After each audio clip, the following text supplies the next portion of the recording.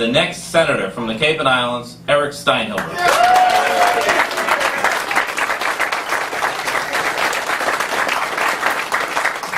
Thank you.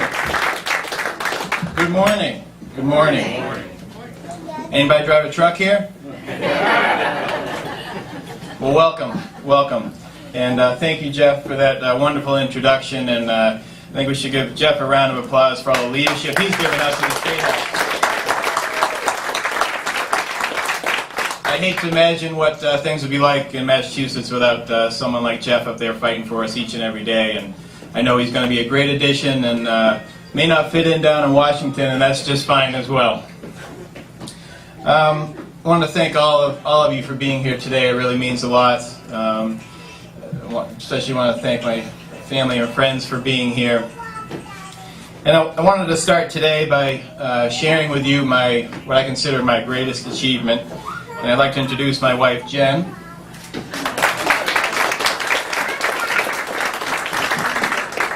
Jen is definitely my best friend, and she is the best mom in the world. And someone who, without, I wouldn't be standing before you here today. So I want to thank her for her support and for allowing me to do this. And I also want to introduce our daughter Mary, who likes to run.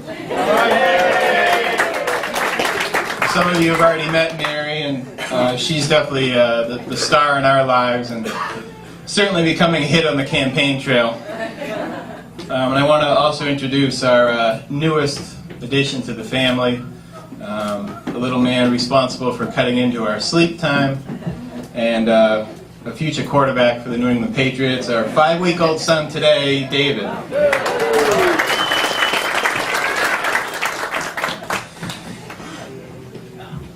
It's really an honor and a bit humbling, really, to stand here before you today to announce that I am officially a candidate for State Senate from the Cape and Islands.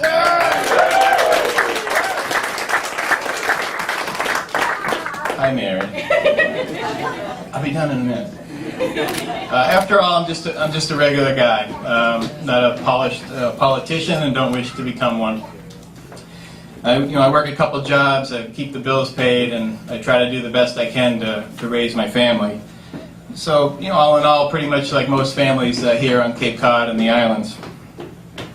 I feel I have a unique understanding of what our families and communities go through on a day-to-day basis because I've lived it, not only in my personal life, but in my professional life. And for those of you who know me or just getting to know me, I've always been involved in my community and always wanted to one day stand up and help lead the Cape and Islands into a bright future. And I know that now is the time to take that stand. Looking out and seeing you and knowing what lies ahead, I'm ready. I'm ready to lead a positive, aggressive, grassroots campaign to make our lives better and our children's lives better.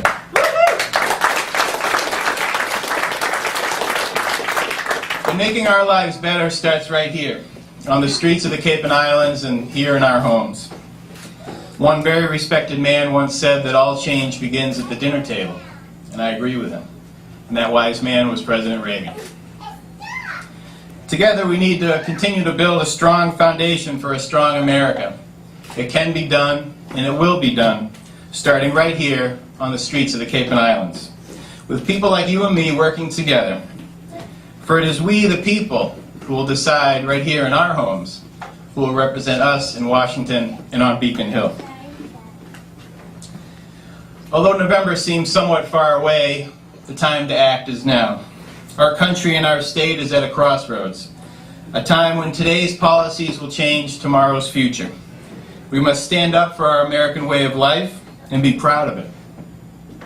We are a great nation, a great people, and our values, our commitment to liberty and freedom, our generosity towards our fellow man, and our prosperity is something to embrace, not apologize for.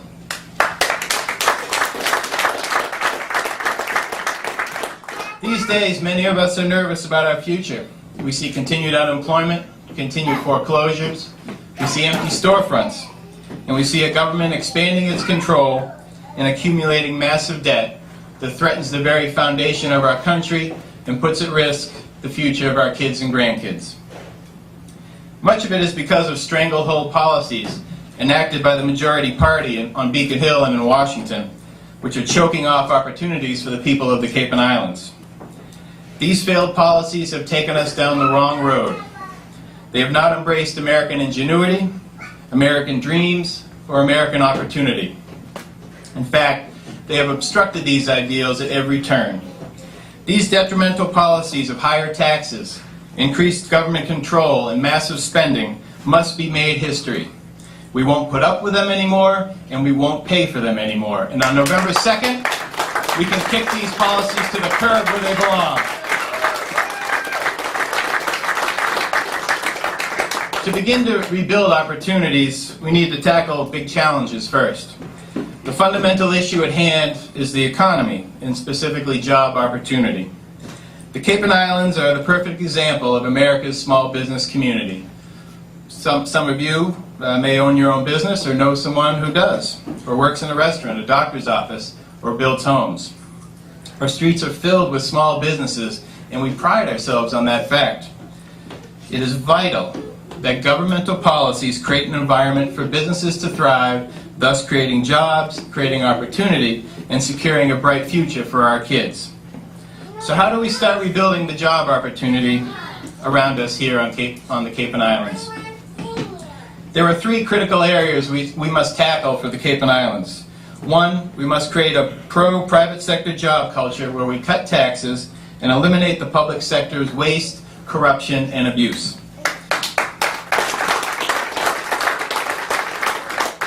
Two, we must understand that it is our unique environment, our sandy shores, glistening waters, classic architecture, and quaint villages that makes our area of the world so special. Our pro-business policies must coexist with smart environmental policies to ensure we protect our resources, yet not choke off tourism or require outlandish fees and costs to comply. Third, our villages and towns have to remain safe for us and for our kids. The Cape and Islands are beautiful places where everyone should walk safe streets, work in secure environments, and sleep each night with the security that tomorrow brings opportunity.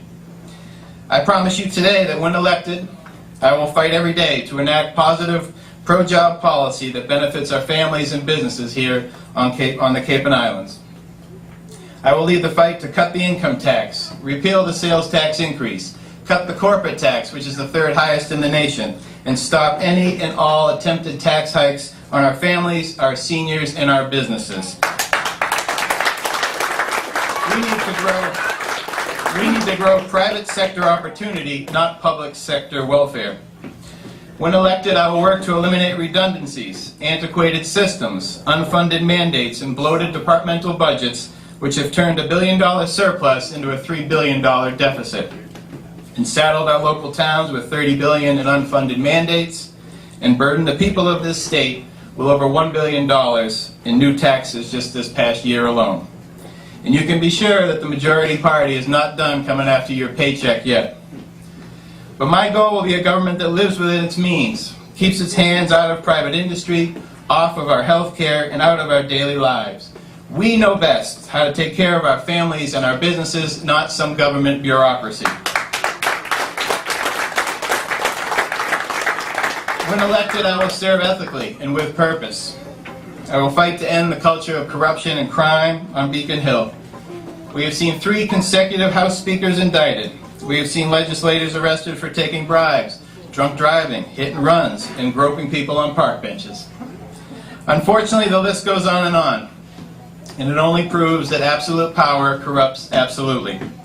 One-party rule must be ended on Beacon Hill.